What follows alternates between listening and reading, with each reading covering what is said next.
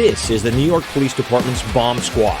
Part human, part dog, part robot, all one team. Lethal and indiscriminate.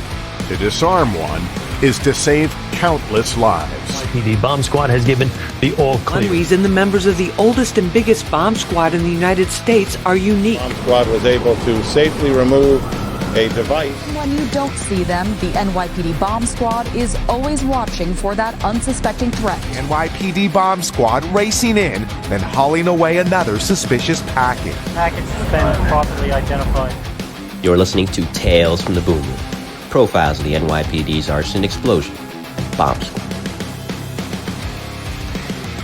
A bomber in the subway, an attempted bomber in the subway, in which he had, I believe you told me, and we'll dive into it right now, 2 bombs on him. One went off, and I think that one killed him. But one was still alive, and here he is, a corpse with the live bomb on it. Tell us about that one. Yeah, 1988, we got a call to go up to 125th Street and 3rd Avenue, which was the subway system. Apparently, prior to our arrival, there was an explosion, and when they went over to where it was, there was a man down, and he was on fire, and his chest had exploded on one side. But he had another device on his other side. He had the stereo wires and everything else. So when we got there, Phil Brown was the other bomb tech that I was working with that day. We couldn't use the robot. We couldn't get the robot into the situation. So we had to do what it's called a hand entry. So we had to go in there, even though one side of him had been blown away and he was dead, there was still another pipe bomb on the other side that had to be defused because it didn't go off when the other one went off. So you have a hang fire and you don't know why it caused that. So we had to go in and we had to trace the wires according to where it was and had to figure out where it was the center of the battery operated situation. And then we had to defuse it based on that.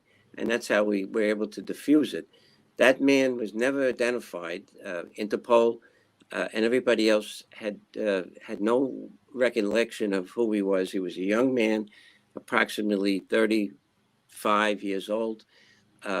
Must have caused the explosion because he had the device on him and he had the speaker wires on his wrist. And I think the way it was supposed to go was he was supposed to hug somebody and cause the wires to complete the circuit and kill him and the person that he was hugging. And he must have came down the subway platform and he hit the stairs and he must have, one of the wires must have hit the metal on the stairwell and that caused it to explode. And that's what caused him to die right then and there. But one of them went off and one of them didn't. So we had to defuse that one.